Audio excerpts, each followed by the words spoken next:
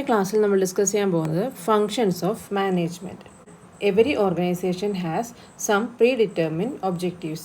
The process which is adopted to achieve these objectives is called management process. എല്ലാ ഓർഗനൈസേഷനും അവരുടേതായ ഒരു pre determined അല്ലെങ്കിൽ മുൻകൂട്ടി നിശ്ചയിച്ച ഒരു ഗോൾ അല്ലെങ്കിൽ ഒബ്ജക്റ്റീവ് ഉണ്ടാവും. ഇത് അച്ചീവ് ചെയ്യാൻ ഉപയോഗിക്കുന്ന പ്രോസസ്സാണ് management process. Management processes include planning, organizing, staffing, directing, and controlling functions. Management processes include the function of management.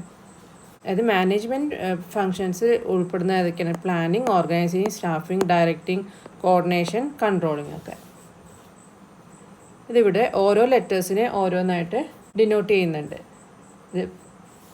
P for planning, O for organizing, D for directing, S for staffing, CO for coordinating, R for reporting and B for budgeting. ഇനി നമുക്ക് ഓരോന്നായിട്ട് നോക്കാം. Planning. It involve deciding in advance what to do. അതായത് എന്താണ് നമ്മളിനി ചെയ്യേണ്ടതെന്ന് plan ചെയ്യുക. അതിനെയാണ് പ്ലാനിങ് എന്ന് പറയുന്നത്. Organizing. Organization is the process of identifying and grouping the work of to be performed, defining and delegating responsibility and authority, and establish relation for the purpose of enabling people to work most effectively together in accomplishing the objective. ഏതൊക്കെ work perform ചെയ്യണം, ആരൊക്കെ അത് perform ചെയ്യണം, അങ്ങനെ എല്ലാവരോടും കൂട്ടിച്ചേർത്ത് ഓരോരുത്തരുടെ വർക്കുകൾ നല്ല എഫക്റ്റീവായിട്ട് പെർഫോം ചെയ്യുകയാണ് ഓർഗനൈസിങ്ങിൽ വരുന്നത്. Next staffing. Staffing is the function of employing suitable person for the enterprise. അതായത് ഓരോ ജോലിക്കും അനുയോജ്യമായ സ്റ്റാഫിനെ തിരഞ്ഞെടുക്കുക. അതായത് അതിൽ അവരുടെ പ്ലേസ്മെൻറ്റ്, പ്രമോഷൻ ഉണ്ടാവും, അല്ലെങ്കിൽ റിക്രൂട്ട്മെൻറ്റ് ഉണ്ടാവും. ഇതെല്ലാം സ്റ്റാഫിങ്ങിൽ ഉൾപ്പെടും. Directing. When people are available in organization, they must know that they are expected to do the organization. അത് ഓരോ ഓർഗനൈസേഷനിലെ ഓരോ സുപ്പീരിയർ ഉണ്ടാവും, അവർ ഇൻസ്ട്രക്ഷൻ കൊടുക്കുക, അല്ലെങ്കിൽ ഓരോരുത്തരും എന്തൊക്കെ വർക്ക് ചെയ്യണം അവരെ സൂപ്പർവൈസ് ചെയ്യുക, കമ്മ്യൂണിക്കേറ്റ് ചെയ്യുക, ഇതെല്ലാമാണ് ഡയറക്റ്റിങ്ങിൽ വരുന്നത്. അതിൽ വരുന്ന ഇതാണ് സബ് പോയിൻറ്റ്സ് ആണ് leading, communication, motivation and supervision. അതായത് ഒരു ഓർഗനൈസേഷനിലെ സ്റ്റാഫിനെയൊക്കെ ലീഡ് ചെയ്യുക, ഇൻസ്ട്രക്ഷൻസ് കൊടുക്കുക, അവരെ ഗൈഡ് ചെയ്യുക, അവർ ചെയ്യുന്ന വർക്കുകളെ പറ്റി വിലയിരുത്തുക, ഇതൊക്കെയാണ് അതിൽ വരുന്നത്. കമ്മ്യൂണിക്കേഷൻ ആണെങ്കിലോ, communication means sharing ideas in common. The essence of communication is getting the receiver and the sender tuned together for a particular message. അതൊരു ഇൻഫർമേഷൻ പാസ് ചെയ്യുക, പ്രോപ്പറായിട്ട് ഇൻഫർമേഷൻ പാസ് ചെയ്താലേ അവർക്ക് വർക്ക് ചെയ്യുമ്പോഴും കറക്റ്റായിട്ട് ചെയ്യാൻ പറ്റുള്ളൂ. അപ്പോൾ അതിൽ പ്രോപ്പർ കമ്മ്യൂണിക്കേഷൻ അവിടെ നിർബന്ധമാണ്. അതായത് സുപ്പീരിയേഴ്സും അല്ലെങ്കിൽ സബോർഡിനേറ്റും ആയിട്ടുള്ള കമ്മ്യൂണിക്കേഷൻ അവിടെ ക്ലിയർ ആയിട്ട് നടക്കണം. Next one, motivation. Motivation is a psychological process of creating urge among subordinates to certain things to or behave in the desired manner. It is very important for the function of management. അതായത് ഒരു worker നന്നായി work ചെയ്താൽ അവരെ ഒന്ന് compliment ചെയ്യുക, appreciate ചെയ്യുക, motivation കൊടുക്കുക, ഇതൊക്കെ ഒരു മാനേജ്മെൻറ്റിൽ നിർബന്ധമായിട്ടും വേണം. Next one, supervision. Supervision is the process which aim to support, assure and develop the knowledge, skill and value of the person being supervised, team or project group. Supervision is another important element of directing function of management. ഓരോ ആളുകളും ചെയ്യുന്ന work പ്രോപ്പറായിട്ട് supervise ചെയ്ത് അല്ലെങ്കിൽ നിരീക്ഷിച്ചാൽ മാത്രമേ അവരെത്രത്തോളം പെർഫെക്റ്റായിട്ട് ചെയ്യുന്നതെന്നും കൂടി നമുക്ക് മനസ്സിലാക്കാൻ സാധിക്കുള്ളൂ. സബോർഡിനേറ്റ് തെറ്റ് വരുത്തിയാലോ അതൊക്കെ സുപ്പീരിയേഴ്സിനെ കണ്ടുപിടിക്കാൻ സാധിക്കും. ഫിഫ്ത്ത് വൺ ആണ് coordination. This is the process whereby an executive develop an orderly pattern of group effort among his subordinate and secure unity of action in the pursuit common purpose. Coordination എന്ന് പറഞ്ഞാൽ എല്ലാവരെയും യോജിപ്പിച്ച് work ചെയ്യിക്കുക. അല്ലെങ്കിൽ എല്ലാ ആൾക്കാരുടെയും സഹകരണം ഉണ്ടെങ്കിൽ മാത്രമേ ഒന്നും സക്സസ് ആവുകയുള്ളൂ. Last one, controlling. Control is the process of determining what is to be accomplished, what is being accomplished, evaluating the performance and if necessary applying corrective measures. അതായത് അവരുടെ പെർഫോമൻസ് ഓരോ ഇതിലും വിലയിരുത്തുക, എന്തെങ്കിലും കറക്ഷൻ ഉണ്ടെങ്കിൽ കറക്ഷൻ വരുത്തുക, അതിനൊക്കെ ഈ കൺട്രോളിങ്ങിലൂടെ സാധിക്കുന്നു. The main purpose of control is to see that the activity is achieving the desired result. അതായത് പ്രോപ്പറായിട്ടുള്ള ഒരു റിസൾട്ട് വരുന്നുണ്ടോ, ഉദ്ദേശിച്ച റിസൾട്ട് വരുന്നുണ്ടോ എന്ന് നോക്കുന്നതാണ് കൺട്രോളിങ്ങിൻ്റെ മെയിനായിട്ടുള്ള പർപ്പസ്.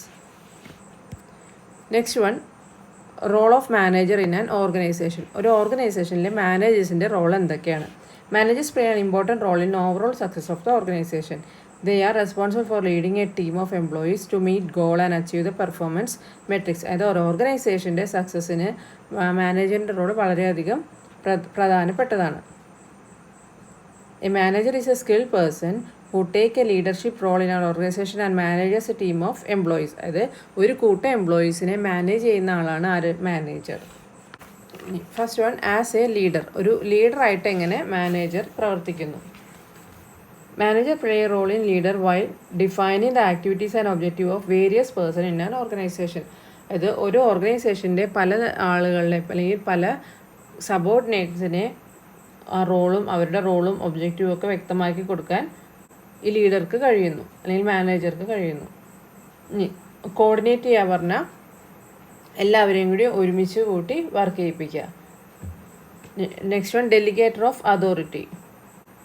അത് ഓരോ സബോർഡിനേറ്റും അവർക്ക് അനുയോജ്യമായ വർക്ക് ഡിവൈഡ് ചെയ്ത് കൊടുക്കുക. അതിലൂടെ സബോർഡിനേറ്റ്സിനാണെങ്കിലും അവർ ചെയ്യുന്ന വർക്കിലൊരു കോൺഫിഡൻസും ഒരു സാറ്റിസ്ഫാക്ഷനും ഒക്കെ ലഭിക്കുന്നു. ഒരു ഡിസിഷൻ മേക്കറായിട്ടും ഈ മാനേജർ വർക്ക് ചെയ്യുന്നു. ഒരു പ്രോപ്പർ ഡിസിഷൻ മേക്കിംഗ് ഉണ്ടെങ്കിൽ മാത്രമേ നമുക്ക് ഗോൾ അച്ചീവ് ചെയ്യാൻ സാധിക്കുള്ളൂ. As A human relation practitioner. അത് എംപ്ലോയീസിന് പലതരത്തിലുള്ള പ്രോബ്ലംസ് ഫേസ് ചെയ്യേണ്ടി വരും. അപ്പോൾ അതൊക്കെ സോൾവ് ചെയ്യാനും അവരുടെ കാര്യങ്ങളിൽ ഇടപെടാനും അവരെ സാറ്റിസ്ഫൈ ചെയ്യാനും മോട്ടിവേറ്റ് ചെയ്യാനും ഒക്കെ ഈ മാനേജർ വളരെയധികം പ്രധാനപ്പെട്ടാണ്. As a presenter of organisation. Manager act as a spokesman in the organisation. He deal with outsiders and provide them with necessary information required by them. He also maintain good relationship with all the interest group including shareholders, employees, customers, suppliers, government etcetera. അത് ഓരോ ഓർഗനൈസേഷൻ്റെ പ്രസൻറ്ററായിട്ട് അല്ലെങ്കിൽ ഓരോ ഓർഗനൈസേഷൻ്റെ വക്താവായിട്ട് ഈ manager act ചെയ്യുന്നു. എല്ലാവരുമായിട്ടും meeting സംസാരിക്കാനും നല്ല relation maintain ചെയ്യാനും അതായത് ഗവൺമെൻറ്റായിട്ടും സപ്ലയേഴ്സായിട്ടും കസ്റ്റമേഴ്സായിട്ടൊക്കെ നല്ല രീതിയിൽ മെയിൻറ്റെയിൻ ചെയ്യാനായിട്ടൊരു നല്ല മാനേജർക്ക് കഴിയണം. ഇനി ഇത് കൂടാതെ വേറെ കുറച്ച് റോൾസും കൂടി ഉണ്ടെന്ന് പറയുന്നുണ്ട്. Setting objective. ഓർഗനൈസേഷൻ അച്ചീവ് ചെയ്യാനുള്ള എയിം എന്താണോ അത് മാനേജർ അറിഞ്ഞിരിക്കണം, അത് അവർ സെറ്റ് ചെയ്യണം ഒബ്ജക്റ്റീവ്. ഇനി അനലൈസിങ്. അത് ഇപ്പോഴത്തെ സിറ്റുവേഷനെ അനലൈസ് ചെയ്യുക, എന്നിട്ട് മറ്റേ ആവശ്യമെങ്കിൽ പുതിയ പുതിയ മാറ്റം വരുത്താനോ അല്ലെങ്കിൽ പെർഫോമൻസ് കൂട്ടാനോ ഒക്കെ സാധിക്കണം. ലീഡിങ്. നമ്മൾ നേരത്തെ പറഞ്ഞ പോലെ തന്നെ ഒരു നല്ല ലീഡറായിട്ടും മാനേജർ ആക്ട് ചെയ്യണം. ഇനി ഡിസിഷൻ മേക്കിംഗ്. അത് ഓൾറെഡി നമ്മൾ പറഞ്ഞതാണ്. അതൊരു ഓർഗനൈസേഷനിൽ ഇടയ്ക്കിടയ്ക്ക് നല്ല ഡിസിഷൻ പെട്ടെന്ന് എടുക്കേണ്ടി വരും. അതിനൊക്കെ ഒരു കേപ്പബിൾ ആയിരിക്കണം ഒരു മാനേജർ.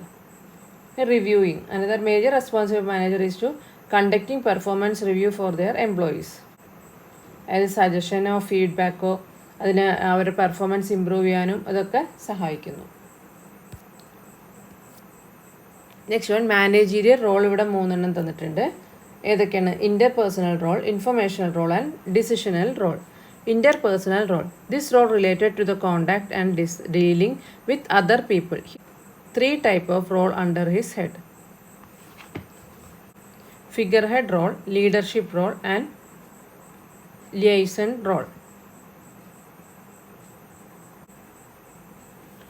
ഇൻഫർമേഷൻ റോളിൽ വരുന്നത് monitor of information, disseminator of information and spokesperson. Decision റോളിൽ വരുന്നത് എൻ്റർപ്രണർ, സ്റ്റെബിലൈസർ, റിസോഴ്സ് അലോക്കേറ്റർ, ഇൻട്രാക്ടർ.